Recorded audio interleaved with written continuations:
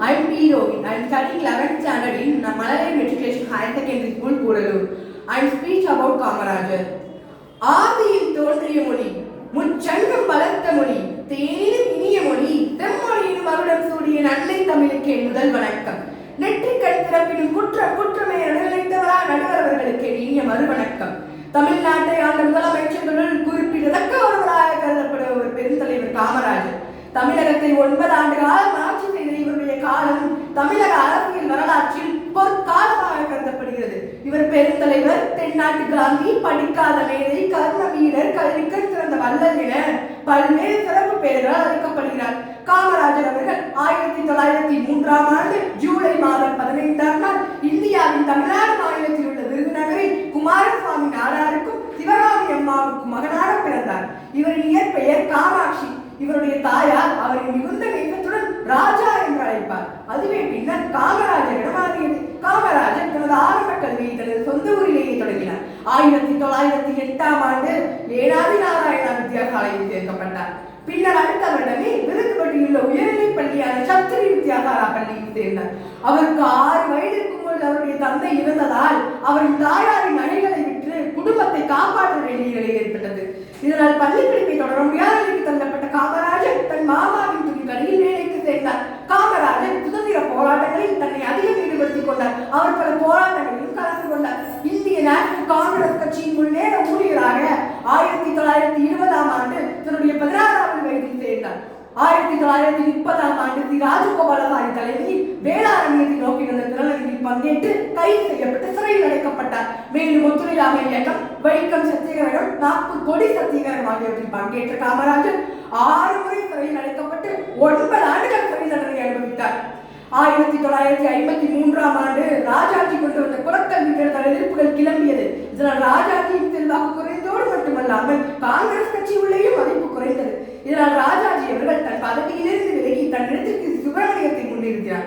ஆனால் கட்சியின் சட்டமன்ற உறுப்பினர்களின் கூட்டத்தில் காமராஜர் பெருவாரியான வாக்குகளை பெற்றதால் 1953ஆம் ஆண்டு தமிழக முதலமைச்சராக பொறுப்பேற்றார். முதல்வரான பின்னர் தன்னுடைய முதல் பணியாக ராஜாஜி கொண்டு வந்த குலக்கல்வி திட்டத்தை ஒழித்தார். அவரால் மூடப்பட்ட 6000 பள்ளிகளை திறந்தார். மேலும் 17,000க்கும் மேற்பட்ட பள்ளிகளை திறந்ததோடு மட்டுமல்லாமல் பள்ளி குழந்தைகளுக்கு இலவச மதிய உணவு திட்டத்தினை ஏற்படுத்தினார். இந்திய அரசியலில் தலை சிறந்த பணியாக கருதப்பட்ட இத்திட்டம் உலகளவில் பாராட்டப்படும் திட்டமாகவும் மாறியது. ஆங்கிலேயரின் ஆட்சி காலத்தில் 7% இருந்த கல்வி கற்போர் எண்ணிக்கை இவருடைய ஆட்சியில் 37% உயர்ந்தது. காமராஜர் கல்வித்துறையில் மட்டுமல்லாமல் தொழில்துறை, நீர்ப்பாசன திட்டங்கள், மின் திட்டங்கள் போன்றவற்றிலும் முன்னேற்றத்தை ஏற்படுத்தினார்.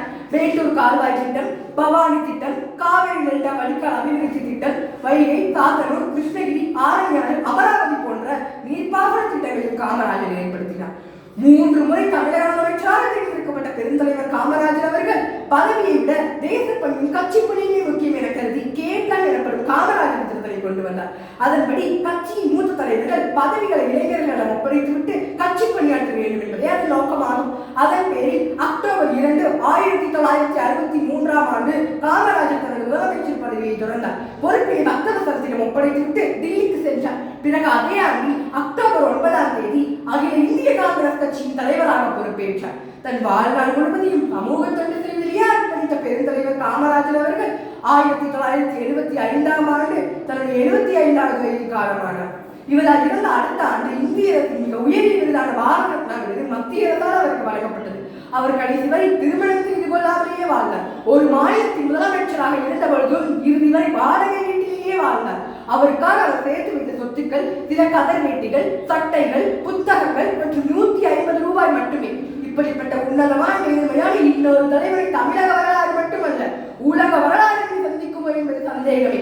இந்தியாவின் மதிக்கத்தக்க 2 பிரதமர்களை உருவாக்கி இந்தியாவின் கிங் மேக்கராக திகழ்ந்த பெருந்தலைவர் காமராஜர் அவர்கள் பகைவர்கள் மதிக்கும் பண்பாளராகவும், படிக்காத மேதையாகவும், கல்வியின் நாயகனாகவும், மனிதநேயத்தின் ஒரு உருவமாகவும் திகழ்ந்தவர். அரசியலில் நேர்மை, வாய்மை, தூய்மை, நாணயம் என அனைத்தையும் கற்பித்த மனிதனாக மட்டுமல்லாமல் ஒட்டுமொத்த இந்தியாவிற்கே வழிகாட்டும் தலைவராக விளங்கியவர்.